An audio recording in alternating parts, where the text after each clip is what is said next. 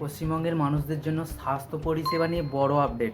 আপনারা যারা স্বাস্থ্যসাথীর কার্ডে সুবিধা পাচ্ছিলেন বা কেউ পাচ্ছিলেন না, আয়ুষ্মান ভারত কার্ড নিয়ে যে আলোচনা শুনছেন বা শুরু হয়েছে, সেই নিয়ে আজকের এই আয়ুষ্মান ভারত নিয়ে যে কথা চলছিল তার রোল আউট শুরু হয়ে গেল। এই ভিডিওতে আপনি জানতে পারবেন যে আয়ুষ্মান ভারত কারা পাবেন, কিভাবে পাবেন, আয়ুষ্মান ভারত কোন কোন হসপিটালে পাওয়া যাবে এবং আপনি কি বেসরকারি সরকারি যে কোনো জায়গায় নিয়ে গিয়ে আয়ুষ্মান ভারত প্রকল্পের কার্ড আপনি ফায়দা নিতে পারেন কিনা আমি এই ভিডিওতে আলোচনা করব। ভিডিওটি শেষ পর্যন্ত দেখুন, নানা গুরুত্বপূর্ণ তথ্য পাবেন, আপডেট পাবেন। নমস্কার, আমি সুব্রত। আমার এই চ্যানেলে আমি নিয়মিত ভিডিও আপলোড করে থাকি বাংলায়। বিভিন্ন জানকারি ইনফরমেশান আপনি আমার এই ভিডিও থেকে পাবেন, আমার এই চ্যানেল থেকে পাবেন। তাই চ্যানেলটি সাবস্ক্রাইব করে রাখুন, নিচে সাবস্ক্রাইব বাটনে প্রেস করুন, সাবস্ক্রাইব হয়ে যাবে। এবার আসি এই আয়ুষ্মান ভারত প্রকল্প বা আয়ুষ্মান ভারত পিএম যে যোজনা কারা কারা পাবেন, কারা কারা পাবেন না, বা কতজন পাবেন, কোন কোন হসপিটালে পাওয়া যাবে, কোথায় কোথায় পাওয়া যাবে না, বিস্তারিত আলোচনা করব।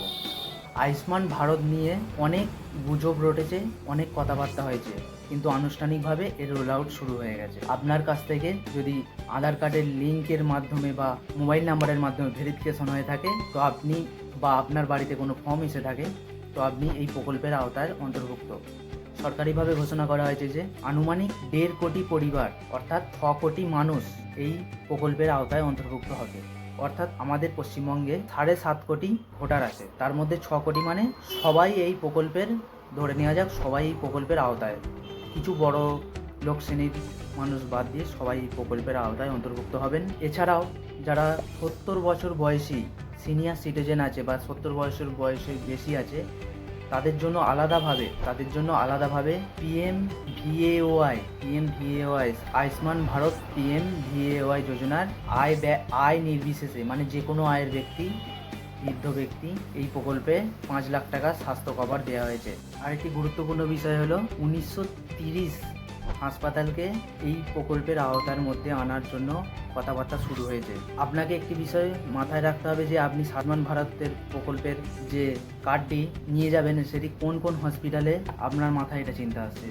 আপনাকে যাচাই করে নিতে হবে যে হসপিটালে নিয়ে যাচ্ছেন, বা যে বেসরকারি হসপিটালও হবে, সরকারি হসপিটালও হবে, আপনি যেখানে নিয়ে যাচ্ছেন সেখানে এই প্রকল্পটি, চিকিৎসাটি আওতাধীন আছে কিনা সেটি আপনাকে যাচাই করে নিতে হবে। এখন বিষয় হচ্ছে যে স্বাস্থ্যসাথীর কার্ড কি বন্ধ হয়ে যাবে?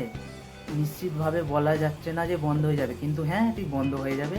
আয়ুষ্মান ভারত চালু হতে ধাপে ধাপে স্বাস্থ্যসাথীর কার্ড পুরোপুরি বন্ধ হয়ে যাবে। স্বাস্থ্যসাথীর কার্ড নিয়ে মানুষের মনে দ্বিধা আছে, আগের সরকার কী করেছে না করেছে সেই সবে যাচ্ছি না।